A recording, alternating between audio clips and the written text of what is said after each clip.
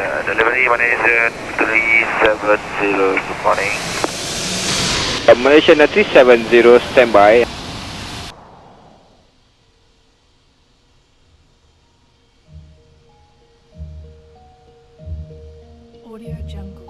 On the night of March 8, 2014, a Malaysian 777 lands at KLIA International Airport in Kuala Lumpur of Malaysia.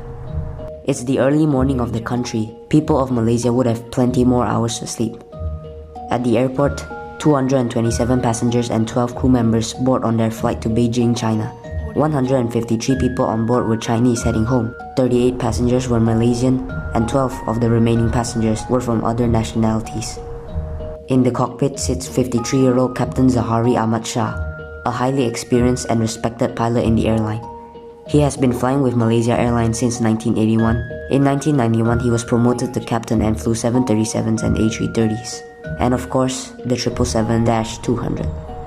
Captain Zahari has over 18,000 flight hours under his career. To say the least, he is an ideal pilot.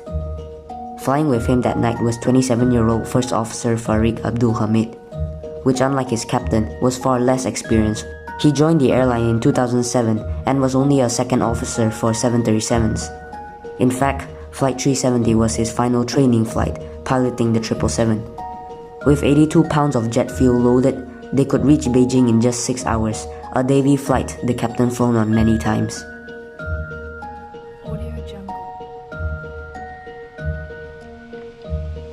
12:42 a.m.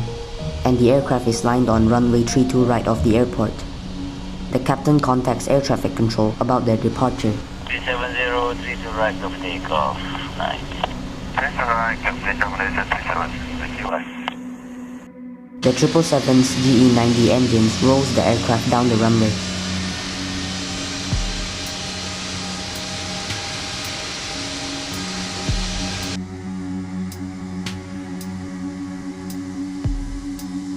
The takeoff is routine.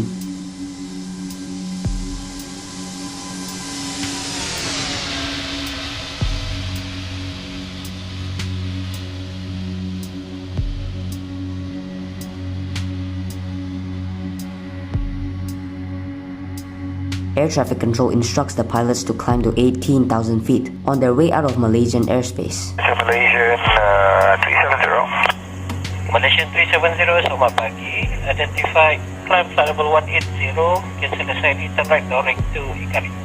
Okay, level 180 direct Ikari, Malaysian 370. Flight plans are constructed of preset coordinates called waypoints.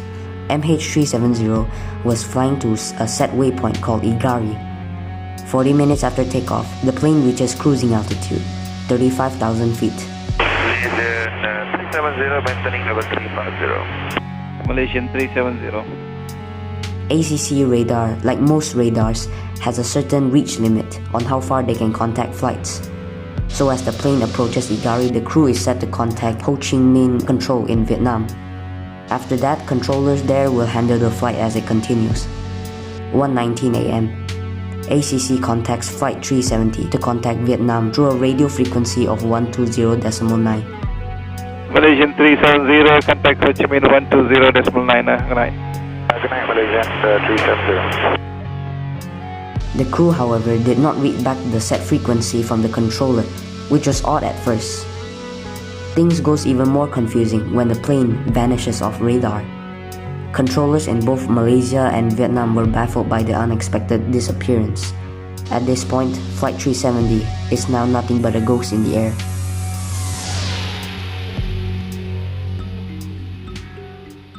In the morning of Beijing, the flight was labeled as delayed. 2 more hours goes by and the plane would have run out of fuel by now. Speculation and rumors spread across the airport before the Chinese and Malaysian government had to make the announcement that MH370 has certainly crashed somewhere in the ocean. An immediate rescue mission was now put in place. Both China and Malaysian Navy vessels put effort into finding where the flight had vanished. What no one realized is that they were looking at the opposite direction. You see, after the plane vanished from radar, it might be the cause of a malfunction of the transponder, which is an onboard system set to help air traffic control to see them on radar. and as radar records show, the plane was last seen cruising normally. So due to this, they could think that the plane was still flying for 7 hours without them knowing. More evidence then proves this, as military radar has tracked its flight path. Military radar does not depend on transponders and uses other sources to determine if an aircraft is in the air. So this is what is shown. Immediately after the last contact of MH370, the aircraft turned a few degrees to the right and then making a sharp left turn back to Malaysian mainland.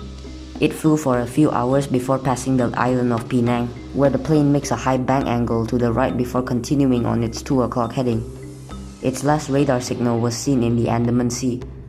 Now that the searchers knew where to search, they already wasted 3 days. The important artifact that needs to be found in any air accident is the important black boxes, which records cockpit conversations and flight data information. The boxes have a locator beacon that transmits signals to search boats, but they only have a battery lasting 30 days. However, after 30 days, no black box were found. Now sonar images were the only way to detect the wreckage. While the search of the black boxes continue, Malaysian police were doing personal investigations on the passengers that night, just in case one of them was an unsuspecting terrorist. 2 of the passengers on board raised suspicion as they were carrying stolen passports. However, both of them were seeking asylum, so terrorism had been moved out. A huge chunk of the Andaman Sea was searched and no traces were found from Flight 370. When all hope was lost, investigators get a new lead. SATCOM is a system used to transmit detailed information about a plane's flight data. Prior to the disappearance of MH370 was of course flying normally, but when the plane deviated from its path and crossed the island of Penang, the link was severed. The SATCOM terminal on the flight just would not respond. But a few minutes later, the SATCOM asked if it could log back into the network. It was reconnected. Unfortunately, it was disrupted after 6 hours later when the plane was thought to have crashed due to fuel exhaustion. The SATCOM satellite managed to get a last signal transmission from the plane. So calculating speed and fuel, the satellite info determined that the plane's signal might have originated from this arc in the southern Indian Ocean. The Australian government took charge of this search operation, but although after using high advanced sonar, Navy vessels and drift simulations, they still came out empty-handed. This, however, will soon change. Almost a year later on the island of Reunion, a group of people were cleaning the beach when they came across a huge metal piece covered by barnacles. Investigators quickly determined that the piece of the metal was a right flaperon belonging to Flight 370. Even more small pieces of debris were found near the island of Reunion, but only 3 were confirmed to be from Flight 370. Still, after months and years of searching, the Malaysian government suspended the search in 2017 as they had searched an area almost twice as large as Australia. A company named Ocean Infinity decided to resume the search, however they too came out without new leads. So what can we make of this? We just know that the flight flew for 7 hours, it likely crashed in the Indian Ocean or the Andaman Sea, and that the plane ran out of fuel. In more cases now, we remain empty-handed when it comes to evidence. But let's work with what we do have, theories. A likely source of the accident might be a fault in the systems like the transponder. Maybe after the transponder disconnected, the plane suffered a decompression failure, and when the plane decided to turn to Malaysia, it was too late, and the pilots on board suffered from hypoxia, which is a disorientation when there's a lack of oxygen for the brain. This theory could be possible as it happened before. In 2005, Helios Airways 522 suffered a decompression problem due to a wrong setting. As the plane climbs, the air outside gets thinner, there's not enough oxygen at such high altitudes, so planes are pressurized to overcome this. This theory could work, however, there's simply not enough evidence. For one, pilots are instructed to make an emergency descent to a low altitude where there's enough air to breathe. But SATCOM and radar evidence showed the complete opposite. The plane actually once kept climbing and climbing over the max limit of how high a 777 can climb. Not even flight simulators given to investigators could make such maneuvers. Then perhaps a fire might have done the job. A cargo document written before MH370 took off showed that the plane was carrying highly flammable lithium batteries. But still, this can't fit. The 777 has an incredible smoke detector that can detect even the slightest small smoke.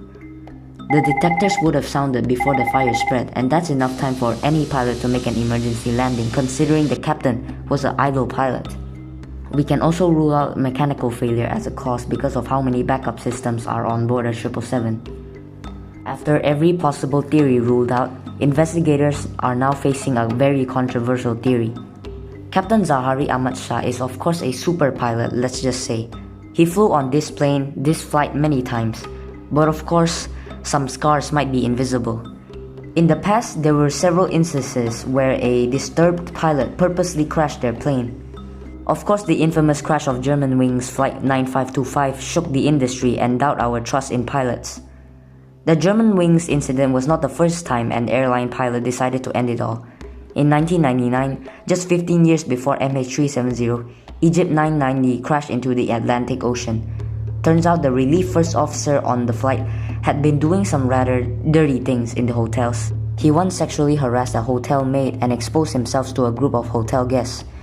When the news got out, his flights to the US had been provoked, and Egypt 990 was his last flight to the US.